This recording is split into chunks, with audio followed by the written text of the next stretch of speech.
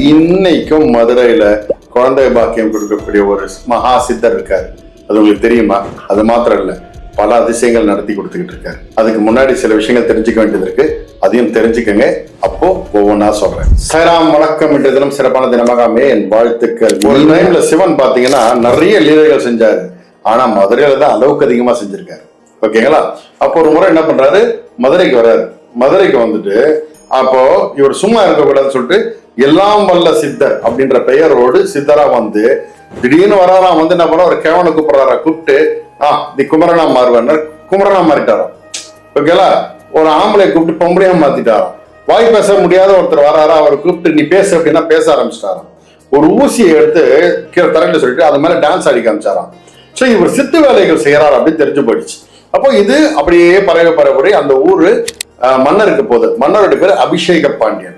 அந்த அபிஷேக பாண்டியன் கிட்ட மெசேஜ் போனவொடனே என்ன பண்றாரு, எவனோ ஒருத்தன் ஊர்ல இருந்துட்டு வேலையை பாக்குறான், அவனை தூக்கிட்டு வா அப்படின்றாரு. சொன்ன உடனே இங்க இருந்து போயிட்டு அவரை அரெஸ்ட் பண்றதுக்காக போறாங்க. போன அவங்க அத்தனை பேருமே அவருடைய அந்த லீலைகள்ல மயங்கி அங்கேயே இருந்துடுறாங்க. இதை கேள்விப்பட்டு மன்னர் கோவம் வந்துருது.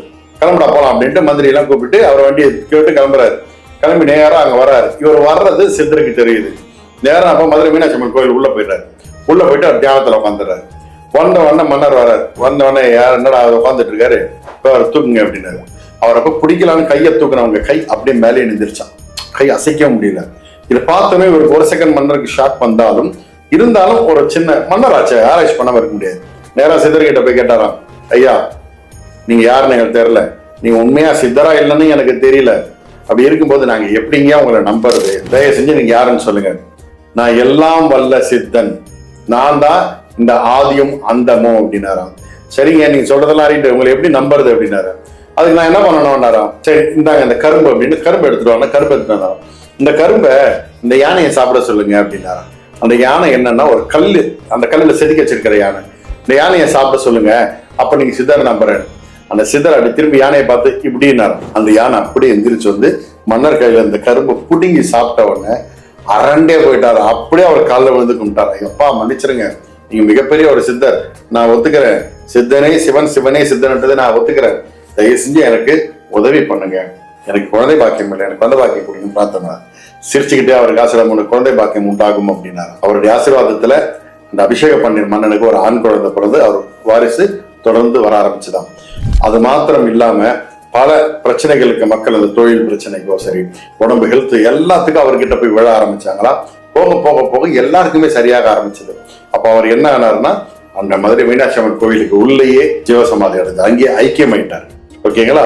அதுதான் அந்த சித்தர் சுந்தரானந்தர், எல்லாம் வல்ல சித்தர் அப்படின்னு சொல்லக்கூடிய ஸ்ரீ சுந்தரானந்த சித்தர் அவர். நீங்க மதுரை மீனாட்சி அம்மன் கோயில வலம் வந்தீங்கன்னா வலம் வரக்கூடிய இடத்துலயே அவருக்கு அவர் ஐக்கியமான இடம். ஒரு சிலை வச்சு வழிபாடு பண்றாங்க. மிகப்பெரிய பவர் உள்ள ஒரு மகா சித்தர். 18 சித்தர்களில் அவரும் ஒருவர். நான் பர்சனலா நிறைய பேர் அங்க அனுப்பி அவங்க அங்க அவரை கும்பிட்டு, நான் சொன்ன ப்ரொசீஜர் கும்பிட்டு அவங்களுக்கு கொண்ட பாக்கியம் அமைஞ்சிருக்கு. ஸோ சாதாரண விஷயம் கிடையாது. ஒரு சித்தருடைய அனுகிரகம் கிடைக்கிறது மிகப்பெரிய பாக்கியம். ஓகேங்களா? ஸோ ஒரு நல்ல ஒரு சித்தருடைய அனுபவம் கொடுத்துருக்கேன். நான் ஒருத்தங்களுக்கு அனுப்பியும் 2-3 பேரை அனுப்பியிருக்கேன். அவங்களுக்கு என்ன குழந்தை பாக்கியம் கிடைச்சிருக்கு. தொழிலுக்கு அனுப்பிச்சிருக்கேன், நல்லா சக்சஸ் ஆயிருக்கு. இப்போ உங்க எல்லாருக்கும் சொல்றேன், உங்களுக்கு குழந்தை பாக்கியம் அமையணுமா, கண்ணை மூடிக்கிட்டு மதுரைக்கு போயிடுங்க. உங்களுக்கு தொழில முன்னேற்றம் வேணுமா, இல்ல வாழ்க்கையில என்ன நினைக்கிற காரியம் நடக்கணுமா, மதுரைக்கு போய் சுந்தரானந்தரை வணங்குங்க. அவர்கிட்ட பிரார்த்தனை பண்ணுங்க. அவர்கிட்ட சரண்டர் பண்ண வச்சிருங்க. ஓம் சுந்தரானந்த சித்தரேன்னு பிரார்த்தனை பண்ணுங்க. கண்டிப்பா உங்கள் காரியம் நிறைவேறும். உங்களுக்கு வெற்றி கேரண்டி. அதுக்கு நான் பொறுப்பு. நல்லது நடக்கும், நல்லது மாத்திரமே நடக்கும். சாய்ராம்.